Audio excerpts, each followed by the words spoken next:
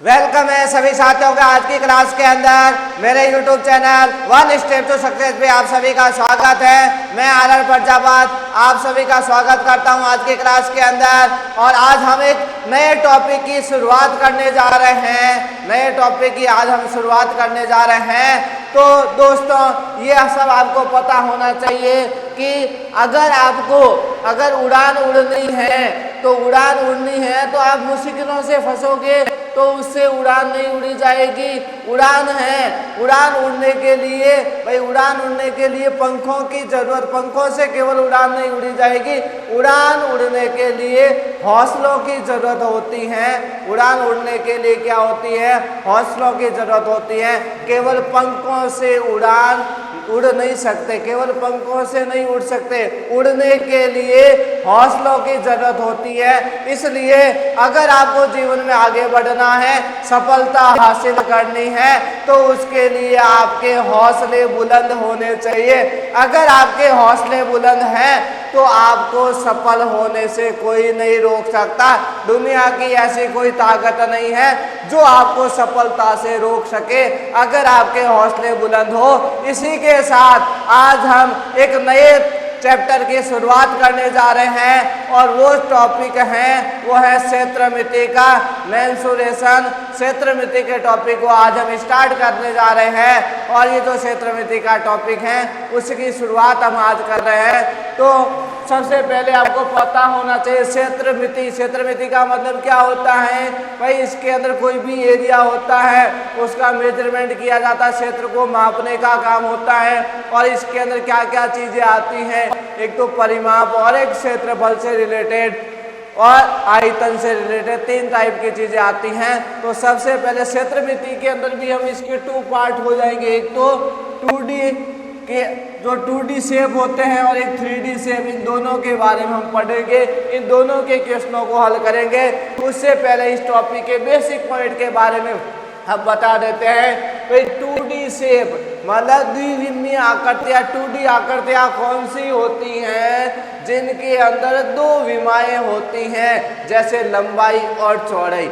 ये होती हैं आपकी 2D शेप द्विविमीय आकृतियां। क्या होती हैं 2D शेप द्विविमीय आकृतियां? तो अभी तक आप जितनी भी आकृतियां पढ़े उसमें कौन सी 2D हैं और कौन से 3D? और 3D शेप के अंदर क्या होते हैं? 3 विमाएं होती है, लंबाई, चौड़ाई और ऊंचाई। तो 2D शेप की हम बात कर लें तो जितने भी आप त्रिभुज पढ़ते हो वो किसके अंदर आते हैं? 2D शेप के त्रिभुजों के जितने भी प्रकार, और चतुर्भुज के जितने भी प्रकार, चाहे वो वर्ग हो, चाहे आयत हो, समांतर चतुर्भुज हो, समचतुर्भुज हो, जितने भी तरह के चतुर्भुज हैं वो सब किसके अंदर आते हैं? 2D शेप में आते हैं। और आपका जो वृत्त है वो भी किसके अंदर आता है? 2D शेप के अंदर आता है। तो ये कुछ चीजें जो आपके किसके अंदर आ रही है? 2D शेप के अंदर आ रही हैं। और 3D शेप की बात करें जिसमें 3 विमाएं, तो 3 विमाओं वाली आकृतियों की बात करें तो कौन कौन सी होती हैं? एक तो आपके पास घन हो गया, घनाभ हो गया, फिर बेलन हो गया, शंकु हो गया, फिर गोला हो गया। ठीक है, घन, घनाभ, बेलन, शंकु, गोला, ठीक है, अर्धगोला, ये सब किस में आते हैं? गोला हो गया, अर्धगोला हो गया, ये सब किस में आते हैं? आपके 3D शेप के अंदर आते हैं, जो एग्जाम से रिलेटेड चीजें हैं। तो 2D शेप और 3D शेप के बारे में सबसे पहले आपको पता होना चाहिए 2D शेप कौन सा है, 3D शेप कौन सा है। फिर एग्जाम में इनसे जो प्रश्न पूछे जाते हैं उसके अंदर एक तो आपको क्षेत्रफल, परिमाप और आयतन से रिलेटेड, तो आपको जो भी क्षेत्रफल है, परिमाप है, उनके आपको फॉर्मूले भी आपको पता होने चाहिए। अगर हम सबसे पहले बात कर लेते हैं 2D शेप जो हमारे सामने लिख रखा है, त्रिभुज की बात कर लेते हैं। ठीक है ना, सबसे पहले हम किसकी बात कर लेते हैं? त्रिभुज की बात कर लेते हैं। तो त्रिभुज के जो क्षेत्रफल का, त्रिभुज वैसे कितने प्रकार के होते हैं? 3 प्रकार के त्रिभुज होते हैं। भाई त्रिभुज के क्षेत्रफल का नॉर्मली सूत्र क्या होता है? 1/2 इंटू आधार इंटू ऊंचाई। और अगर इसके जो आपके पास त्रिभुज के क्षेत्रफल की, एक तो आपके पास सबका एक तो समबाहु त्रिभुज होता है, उसका अलग से सूत्र होता है समबाहु त्रिभुज के क्षेत्रफल का। उसके बाद समद्विबाहु त्रिभुज होता है, उसके क्षेत्रफल का सूत्र अलग होता है। फिर आपके पास समकोण त्रिभुज के क्षेत्रफल का सूत्र अलग होता है, और एक जो विषमबाहु त्रिभुज होता है उसके अंदर भी सूत्र क्या होता है, अलग होता है। जो समबाहु त्रिभुज होता है तो समबाहु त्रिभुज के क्षेत्रफल का सूत्र क्या होता है, √3/4 भुजा स्क्वायर। ये समबाहु त्रिभुज के क्षेत्रफल का सूत्र होता है। और समबाहु त्रिभुज का मतलब क्या होता है, जिस त्रिभुज के अंदर तीनों भुजाएं बराबर होती है वो आपका समबाहु त्रिभुज होता है। और इसके परिमाप की बात करें, परिमाप में क्या किया जाता है, जितनी भी भुजाएं होती हैं आपके उन सबको क्या किया जाता है, जोड़ा जाता है, उससे क्या आता है, परिमाप आता है। अब समद्विबाहु त्रिभुज के क्षेत्रफल की बात करें तो सूत्र क्या होता है, b/4 √4a² - b²। जब क्वेश्चन सॉल्व करेंगे तो आपको और इस सूत्र को हम कैसे यूज करेंगे वो बातें आपको समझ में। फिर समकोण त्रिभुज के क्षेत्रफल की बात करें तो क्या सूत्र होता है, 1/2 × आधार × ऊंचाई। ये समकोण त्रिभुज के क्षेत्रफल का सूत्र होता है। और विषमबाहु त्रिभुज के क्षेत्रफल की बात करें तो विषमबाहु त्रिभुज के क्षेत्रफल का सूत्र क्या होता है, √s × s - a × s - b × s - c। भाई s कौन है, यहाँ पे त्रिभुज का अर्ध परिमाप, a, b और c उस त्रिभुज की क्या होती हैं, भुजाएं होते हैं। और s ज्ञात करने के लिए हम कौन सा फॉर्मूला यूज करते हैं, भाई s = a + b + c/2, उस फॉर्मूले को यूज। ये बात तो होगी हमारे पास त्रिभुज की। त्रिभुज के बाद हम अगले शेप की जब बात करते हैं तो अगला शेप त्रिभुज के बाद कौन सा आ जाता है, चतुर्भुज। तो अब हम किसके बारे में बात कर लेते हैं कि चतुर्भुज के अंदर कौन कौन से प्रकार होते हैं, किसका क्षेत्रफल का सूत्र क्या होता है, इसके बारे में हम सबसे पहले पता कर लेते हैं। तो चतुर्भुज के बारे में सबसे पहले बात करें तो आपके पास कौन आ जाता है, आयत। कौन आ जाता है, आयत। ठीक है, एक तो आयत आ गया। एक तो हम परिमाप का सूत्र पढ़ लेते हैं और इनके क्षेत्रफल के सूत्रों के बारे में पढ़ लेते हैं। ठीक है ना। तो चतुर्भुज में सबसे पहले आ गया आपके पास आयत। आयत के परिमाप का सूत्र क्या होता है, 2 × लंबाई + चौड़ाई। ये आयत के परिमाप का। और आयत के क्षेत्रफल का सूत्र क्या होता है, लंबाई × चौड़ाई।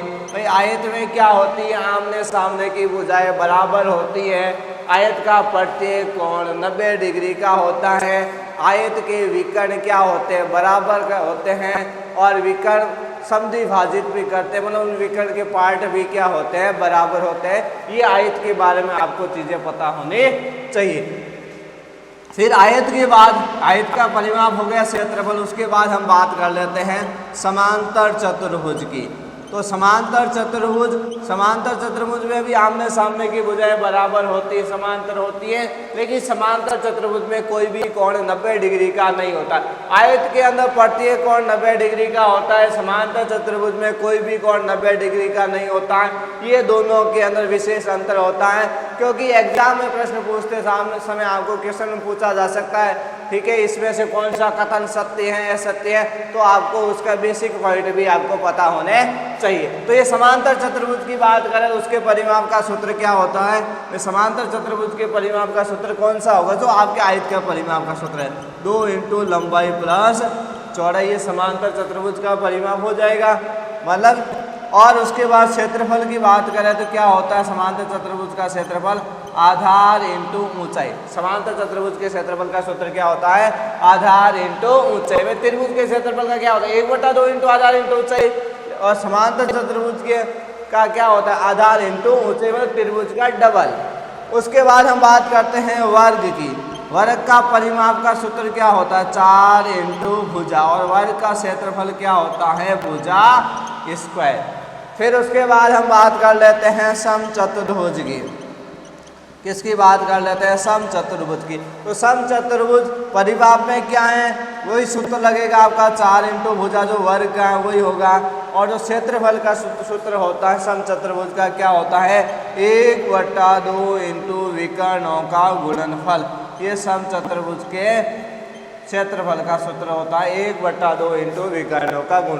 उसके बाद हम बात कर लेते हैं समलम चतुर्भुज की। किसकी बात कर लेते हैं? समलम चतुर्भुज। तो समलम चतुर्भुज के अंदर जो आपके पास परिमाप होगा, जो भुजाएं हैं उन सबको जोड़ना है परिमाप में, क्योंकि भुजाएं बराबर होती नहीं है इसमें।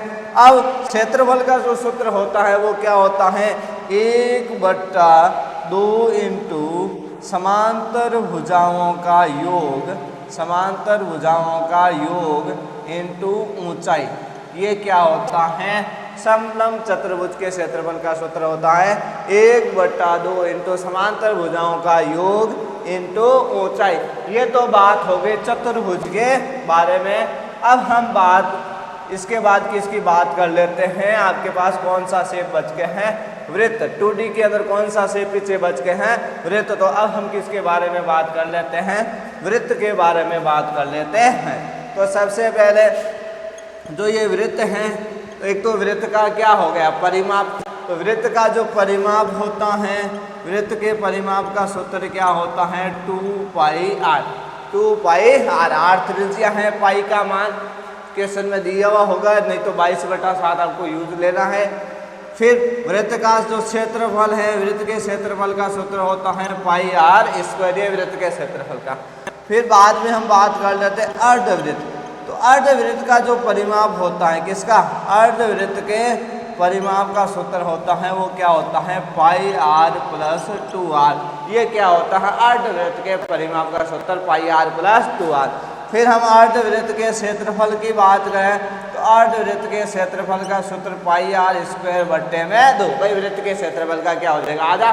तो ये हमने 2D आकृतियों से रिलेटेड जो आपके सूत्र थे उनको हमने पढ़ा है, और उसके बाद हम 3D आकृतियों के सूत्रों को भी पढ़ेंगे। उससे पहले हम 2D आकृतियों के जितने भी क्वेश्चन बनते हैं उनका सॉल्यूशन करेंगे, और उसके बाद हम 3D शेप के बारे में पढ़ेंगे और फिर उनके क्वेश्चनों को सॉल्व करेंगे। तो आज की क्लास में हम इतनी चीज़ों के बारे में पढ़ेंगे। अगली क्लास में इस 2D से रिलेटेड जितने भी एग्जामों में क्वेश्चन पूछे गए हैं आपके, जो भी रेलवे, एसएससी, बैंकिंग और अदर जितने भी कॉम्पिटिशन एग्जाम जिस टाइप के क्वेश्चन पूछे गए हैं, और बहुत सारे क्वेश्चन जो पूछे जा चुके हैं इंपॉर्टेंट क्वेश्चन, उन क्वेश्चनों को हम अगली क्लास में लेके आएंगे। तो आज के लिए हम इतना ही क्लास लेंगे। तो आपको जो चीज़ पढ़ाई गई है, अगर वो चीज़ आपको अच्छी तरीके से समझ में आई तो आप इस चैनल को लाइक करें, शेयर करें, सब्सक्राइब करें, जिससे ज़्यादा से ज़्यादा को इस क्लास का बेनिफिट पहुंच सके। जो आपके फ्रेंड है, रिश्तेदार हैं, उनको ज़्यादा से ज़्यादा को बेनिफिट पहुंच सके। तो आज के लिए हम इतना ही पढ़ेंगे। Thanks all of you. आप सभी का एक बार पुनः चैनल पे